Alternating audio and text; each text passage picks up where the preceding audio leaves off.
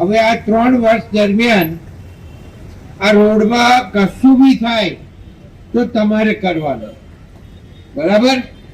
અને ખાસ કરીને કહું છું કે ક્વોલિટી બિલકુલ જળવાય એવું તમારે કરવાનું છે. જો ભાઈ આ કમ્પ્લીટ જવાબદારી તમારી, અને જો આ વખતે તૂટ્યો તો તમે સસ્પેન્ડ આવું જ પડશે.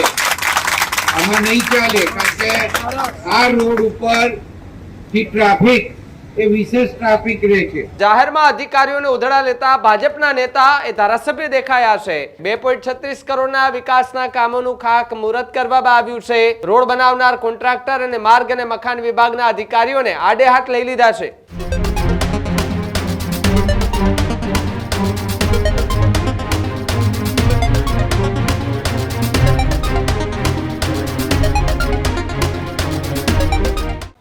સમાચારોમાં આગળ વાત રોડ રસ્તાને લઈને કરીએ તો ખરાબ રસ્તાના કારણે અનેક વખત અનેક વિડીયો બધા સામે આવતા હોય છે. ત્યારે સ્વાભાવિકપણે સત્તાપક્ષ અને પોતાના વિસ્તારના ધારાસભ્યો સામે સવાલ ઉભા થાય કે ધારાસભ્યો કેમ સવાલ નથી ઉભા કરતા.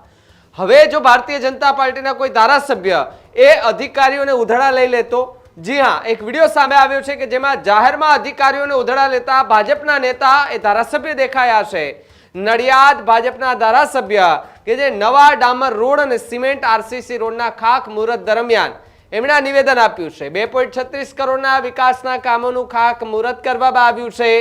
સાથે જ વાત કરવામાં આવે તો નડિયાદ મહાનગરપાલિકામાં રોડ તૂટ્યો તો બધા જ સસ્પેન્ડ થઈ જવાનો છો તેવી વાત પંકજ દેસાઈએ કરી છે. ચાલુ ખાક મુહૂર્તમાં કાર્યક્રમમાં અધિકારીઓને બોલાવ્યા અને ખખડાવી નાખ્યા છે.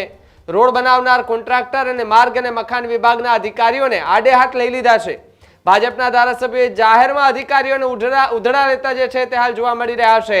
હાલ વિડીયો પણ સોશિયલ મીડિયા પર વાયરલ થઈ રહ્યો છે. નડિયાદ ભાજપના ધારાસભ્ય પંકજ દેસાઈ કે જે અધિકારીઓને ખખડાવતા જોવા મળ્યા. આરસીસી રોડના ખાક મુહૂર્ત દરમિયાન એમણે નિવેદન આપ્યું છે અને નિવેદન આપતાની સાથે ત્યાં ઉભેલા અધિકારીઓ પણ કદાચ ચોંકી ગયા હશે કે આ રીતે તો કોઈ દિવસ ધારાસભ્ય ક્યાંય વાત કરતા નથી અને ક્યાંયથી આવતું નથી સામે, પરંતુ હવે લાગે છે કે કામ વ્યવસ્થિત કરવું પડશે અને ભ્રષ્ટાચાર કર્યા વિના સારી ગુણવત્તાવાળા રોડો બનાવવામાં આવે તો 5, 7, 10, 15, 20 વર્ષ સુધી રોડ રસ્તા સારા એવા રહી શકે. પરંતુ આજકાલ ભ્રષ્ટાચારની ભરમાર ખૂબ વધી રહી છે. દિવસે ને દિવસે નાનામાં નાના કર્મચારીઓ પણ ક્યાંક ને ક્યાંક પૈસાની લેતી દેતી માટે પકડાઈ જતા હોય છે. આ કર્મચારીઓ કેટલાનું ફૂંકી દેતા હોય ખબર નથી, કેટલાનો ભ્રષ્ટાચાર કરી દે ખબર નથી, પરંતુ જ્યારે કોઈ બ્રિજ પડે છે, જ્યારે કોઈ પુલ તૂટે છે, જ્યારે રસ્તા ખરાબ થાય છે, અકસ્માત થાય છે, ત્યારે એ રસ્તાની કિંમત સમજાતી હોય છે. ત્યારે જો બધા જ પંકજ દેસાઈની જેમ જેટલાય ધારાસભ્યો છે ગુજરાતની અંદર એ પંકજ દેસાઈની જેમ જો નિર્ણય લેવા માંડે અને એક એક કર્મચારીઓને આ પ્રકારના આદેશ આપવા માંડે તો પછી એ કર્મચારીઓએ પણ કામ કરવું પડશે. એ વિડીયો જુઓ કે જેમાં અધિકારીઓને શું કહેતા જોવા મળ્યા ધારાસભ્ય.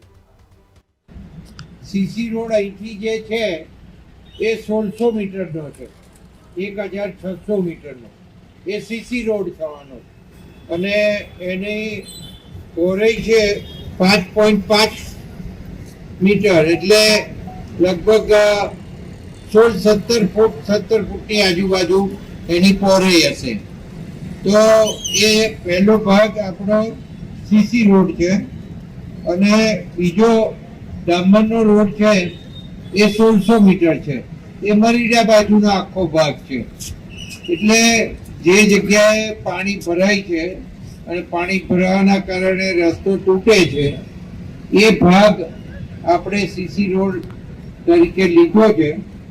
બીજું, આ જ રોડ ઉપર ગુજરાત સરકારનું જ્યાં નેશનલ પ્લેયરો તૈયાર થાય છે એ મોટું સ્પોર્ટ્સ કોમ્પ્લેક્સ છે, જેમાં 400 એટલે ભાઈઓ અને બહેનો અંદર રહી અને રમી શકે, એમની પ્રેક્ટિસ કરી શકે અને નેશનલ કક્ષાના જે પ્લેયરો છે એ રાષ્ટ્ર માટે રમી શકે એના માટેનું કોમ્પ્લેક્સ છે. એટલે આ બધો ભાગ ખૂબ અગત્યનો ભાગ છે. ત્યારે ખાસ કરીને ફરીથી એકવાર કહું છું કે જેને કનેક્શન લેવું હોય એ લઈ લેજો અને પછી બિલકુલ રોડ તોડવામાં આવશે નહીં. અને અમે આમાં સ્ટ્રિક્ટ રહેવાના છે. અહીંના જે મેમ્બરો છે એમને કહી દઉં કે પછી તમે કોઈ કમ્પ્લેન લઈને ના આવશો મારી પાસે. અને તમે જે કહ્યું તમારા બધા વોર્ડમાં 4, 5, 6 જે જુદા ગણાયા એ લગભગ બધા કામો કર્યા ને ભાઈ? રવિ, કાના, રીતાબેન, બરાબર બધાય? તો સુશીલ, તારો ભાગ આવે છે ને આમાં? આ બધા ગોગો હોત છે. તો આ બધાય ભેગા થઈને અહીંયા ઘણા બધા કામ થયા છે. હવે આ તમે બધું જાળવજો અને સાચવજો. એજન્સીનું નામ છે દવે કન્સ્ટ્રક્શન છે અહીંયા. હા, આવો ભાઈ, આવો, તમારું ખાસ કામ છે. જો ભાઈ, તમારે આ રોડ બનાવવાનો છે. 1600 મીટરનો સીસી રોડ છે અને 1400 મીટરનો ડાંબર રોડ છે. તો બેવની અંદર હું ખાસ કહું છું કે ક્વોલિટી જળવાય એવું કરવું પડે. અને અમારા બધા લોકો વખતો વખત એનું ધ્યાન રાખશે. અમે તમારી જોડે 5 રૂપિયા કમિશનના માંગતા નથી. એ તમને ખબર જ છે, તમે બહુ કામ કર્યા છે એટલે. અને બીજું, તમારી ગેરંટી પીરિયડ કેટલા વર્ષનું છે? 3 વર્ષનું. હવે આ 3 વર્ષ દરમિયાન આ રોડમાં કશું બી થાય તો તમારે કરવાનું, બરાબર? અને ખાસ કરીને કહું છું કે ક્વોલિટી બિલકુલ જળવાય એવું તમારે કરવાનું જ છે. આ સ્પષ્ટભેર કહી દઉં એટલે કોઈને મજા ના પડે.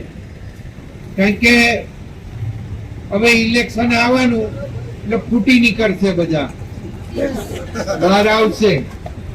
આ રોડે આમ થયું ને આ રોડે આમ થયું, પણ કેટલા વર્ષ થયા શું થયું એ નહીં.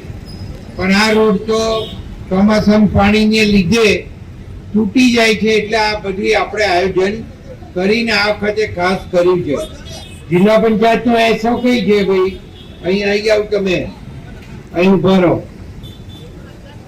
જો ભાઈ, આ કમ્પ્લીટ જવાબદારી તમારી. અને જો આ વખતે તૂટ્યો તો તમે સસ્પેન્ડ આવું જ પડશે. આમાં નહીં ચાલે. કારણ કે આ રોડ ઉપર થી ટ્રાફિક એ વિશેષ ટ્રાફિક રહે છે.